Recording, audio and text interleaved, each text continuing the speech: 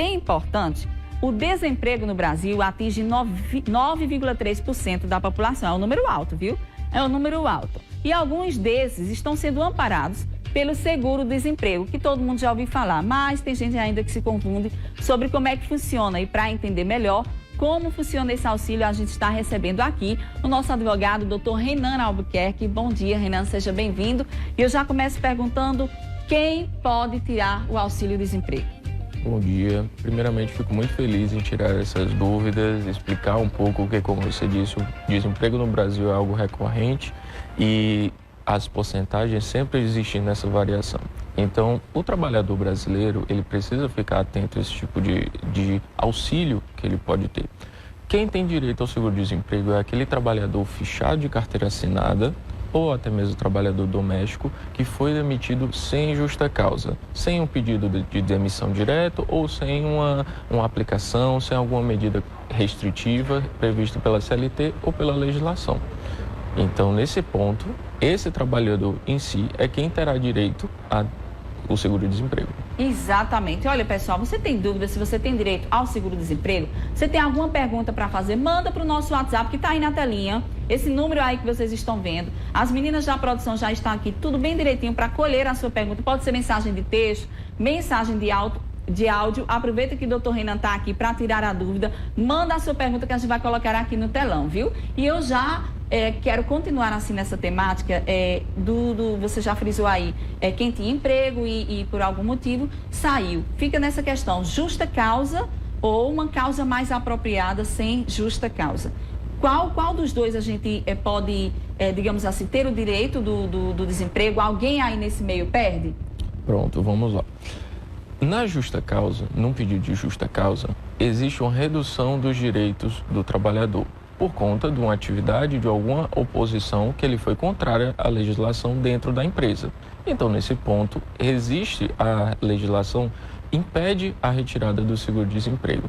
Já para aquele trabalhador que pediu a demissão, ele também fica restrito dos mesmos importes do seguro-desemprego. Ou seja, o seguro-desemprego diretamente só é liberado para aquele trabalhador que foi demitido sem justa causa, tendo em vista também a finalidade que o seguro-desemprego tem de prestar um auxílio, um cuidado para esse momento de dificuldades que ele está passando, que é um momento de desemprego, um momento que ele precisa manter os requisitos básicos de vida e todo esse procedimento até conseguir o novo trabalho. Agora, doutor Renan, quem tem que dar entrada nessa documentação é o trabalhador que perdeu ali o seu emprego. Ele tem um prazo para dar entrada nesse pedido? Perfeito. Quando ocorre a demissão sem justa causa, o trabalhador ele recebe as documentações pela empresa. A empresa tem um prazo de 10 dias para fazer a entrega completa desses documentos e o trabalhador, em posse desses documentos, esse procedimento de rescisão, ele já pode dar entrada a partir do 7º dia de demissão até 120 dias. Ou seja, aquele trabalhador que foi demitido, ele tem um prazo a partir do 7º dia da demissão até 120 dias após essa demissão para solicitar o seguro-desemprego. No momento dessa demissão, o empregador ele vai entregar as guias que se chamam de seguro-desemprego e preenchidas com todas as informações do trabalhador, justamente para que ele faça o procedimento através tanto dos números e também virtualmente também já existe essa possibilidade de ser solicitação de seguro-desemprego. Muito bem. E tem gente que tem dúvida, doutor Renan, a respeito de eu estou saindo do emprego, mas já estou começando outro. Desse emprego que eu estava, eu tenho direito a pedir esse seguro-desemprego mesmo já iniciando outro trabalho? Perfeito. Nessa situação, não. Nessa situação, o trabalhador ele não pode estar recebendo seguro-desemprego em outro trabalho. Isso já é uma possibilidade restritiva do seguro-desemprego, que ele só pode receber quando ele está realmente desempregado. Isso ocorre também, é um procedimento comum, até os problemas que alguns trabalhadores têm MEI aberta. Isso. Exatamente. Então, toda essa circunstância causa uma dificuldade. São todos problemas restritivos de recebimento do seguro-desemprego. Então, se você sai de um trabalho, pediu uma rescisão sem justa causa e foi para outro trabalho logo em seguida, a melhor hipótese é não recebimento, você não tem direito ao recebimento do seguro-desemprego porque você já iniciou outra atividade. Então, a partir daí você vai estar recebendo sua remuneração correta e não vai necessitar desse apoio que o seguro-desemprego presta. Já quesito também de MEI, explicar aproveitando Isso. já o ensejo, a MEI é um procedimento restritivo de recebimento do seguro-desemprego, porque realmente o empregado que tem MEI aberta, ele não pode receber o seguro-desemprego.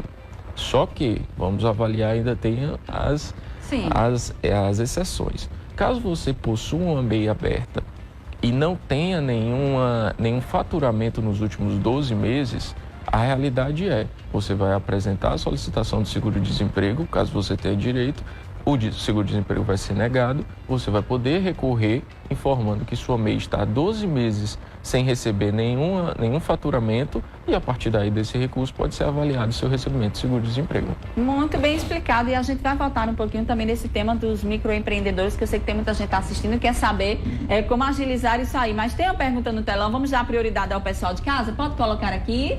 Quantas parcelas são esse seguro? Exatamente. Tem gente que pergunta quantas parcelas e o valor. Pronto, vamos lá. Vamos primeiro para as parcelas. As parcelas ficam variando para o trabalhador padrão, que não é o doméstico, tem a variação de 3 a 5 parcelas. Depende sempre do prazo que você estiver dentro da empresa contribuindo para o FGTS. Quem terá direito às primeiras 3 parcelas? Aquele trabalhador que contribuiu até 1 ano dentro da empresa. Ou seja, se você tem até 1 ano dentro da empresa e foi demitido até 11 meses e 30 dias, nesse caso você vai receber 3 parcelas. A partir de 12 meses, você passa a receber 4 parcelas. E a partir de 24 meses, você passa a receber 5 parcelas. Essa variação de valores fica sempre entre a variação do salário mínimo vigente, que atualmente estamos em 1.302. Não pode ser menos. Não pode ser menos. Fica sempre o mínimo vigente, que é no salário mínimo, que é atual 1.302, e ao teto de 2.230,97, que ele fica nessa variação. Eu recebia muito mais que isso. Pronto, o seu vai ficar nesse limite. Você vai ter um limite, porque o seguro-desemprego ele trata dessa limitação entre as parcelas. E não tem essa questão, doutor, de atraso não, né? É algo já tabelado, pré-fixo. Se você deu entrada, começou a receber, as parcelas vêm sempre naquela data, né? Exatamente. É um procedimento que foi realizado pelo governo federal, então as datas sempre são cumpridas, aquelas parcelas sempre são realizadas naquele prazo. Inclusive, caso seja constatado ou seja entre em um novo emprego, precisa ser, dentro dessas parcelas, do recebimento dessas parcelas, precisa ser ressalvado ao órgão, ao governo federal, que simplesmente entrou em outro emprego e que vai suspender as questões do seguro-desemprego. Uma coisa muito comum que você frisou e que a gente vai trazer um pouco esse tema também para os microempreendedores, porque hoje está muito comum, né? A gente tem essa oportunidade de abrir empresas e microempresas, na verdade, que tem uma rentabilidade menor e muitas vezes alguns contratos acontecem uma parte na carteira de trabalho e a outra parte seria com nota, como a gente costuma dizer, porque você tem um CNPJ. Nesse caso, nessas duas linhas, esse trabalhador que tem esse tipo de funcionalidade, ele teria direito a um seguro-desemprego ou tudo mesmo dentro da empresa vai ser avaliado só pela nota fiscal, pelo CNPJ? Vamos lá. Pela regra do seguro-desemprego é extremamente restritiva, ou seja, aquele trabalhador que tiver uma MEI aberta faturando, ele não vai ter direito ao seguro-desemprego. Ele vai ser restrito ao seguro-desemprego. Então, nesse tipo de situação, que fatura uma nota que da MEI corriqueiramente, mensalmente, naquele procedimento, mas também recebe valores de carteira de trabalho, esse trabalhador não vai ter direito ao seguro-desemprego. Olha aí, pessoal, mesmo que seja contratos divididos, tem que ficar de olho nessa situação. Tem aí mais uma pessoa querendo participar, coloca aqui na tela, vamos lá. Para dar entrada nesse seguro, eu preciso contratar um advogado? Vamos lá. Não há necessidade nesse ponto, porque é justamente um procedimento administrativo, que o trabalhador vai receber a documentação e ele é extremamente induzido a realizar o procedimento de ligações, de aplicativos, que é um procedimento muito fácil até. O que acontece quando existe a necessidade do advogado é quando simplesmente existem outras situações que ficam impedidos de receber o seguro-desemprego. Na situação, muitas vezes, que foi compelido a realizar um pedido de demissão, que aí, nesse tipo de caso, existe a necessidade de uma ação judicial, de uma reclamação trabalhista, justamente para reconhecer a nulidade desse documento, para que a partir daí possa ter direito ao seguro-desemprego. E aí uma análise com o advogado, com a ação judicial. Mas o procedimento administrativo padrão, após a saída da empresa, pode ser realizado pelo trabalhador sem nenhuma necessidade desse auxílio direto. O que a gente sempre costuma dizer é que não custa nada procurar um especialista, né? Um advogado, alguém da área do direito trabalhista, como o doutor Renan, vai saber lhe induzir bem direitinho como fazer, porque tem gente, inclusive, doutor Renan, que tem até medo, sabe que é um direito, mas tem até medo de dar entrada. E aí pergunta, onde é que eu dou entrada? Quando você sai, é demitido da empresa, precisa ter toda essa sua documentação para ter direito ao auxílio-desemprego. Onde, como e o que não deve faltar em termos de documentação para a pessoa ter realmente esse direito garantido? Perfeito. Quando o trabalhador sai da empresa, ele recebe uma documentação completa, inclusive as guias de seguro-desemprego pelo empregador. Essa documentação vai estar inserida junto com o termo de rescisão, junto com a carteira de trabalho assinada, dada baixa, todo esse procedimento. Dessa documentação, existem aplicativos do governo federal que você pode fazer na palma da mão e também ligação, ligar através do 158, fazendo esse requerimento do pedido. E aí, esses procedimentos são os mais fáceis e mais diretos que o trabalhador pode realizar a solicitação desse seguro-desemprego. Muito bem, olha aí, tá bem explicado. Vamos dar mais chance ao pessoal aí de casa, tá? Assim, de pergunta, viu, doutor Renan? Infelizmente, a gente não tem muito tempo, mas pedir demissão depois de um constrangimento, eu tenho direito? Pronto, exatamente nesse ponto. É o que a gente estava citando aqui, o apoio do advogado nesse momento.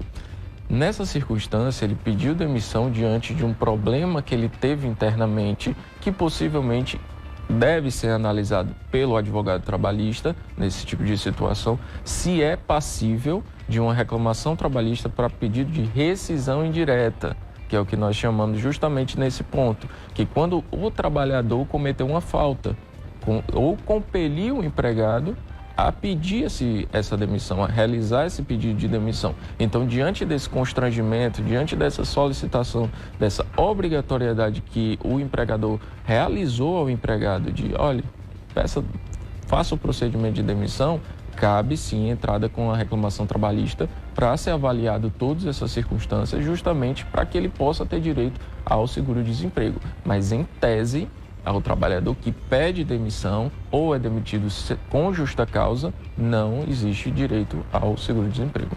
Eu já vi casos, doutor, que praticamente é como se fosse uma pressãozinha. Exato. Tem patrão por aí que faz uma pressãozinha, né? Nessas empresas grandes, principalmente, e na área da indústria é uma coisa muito comum de acontecer isso.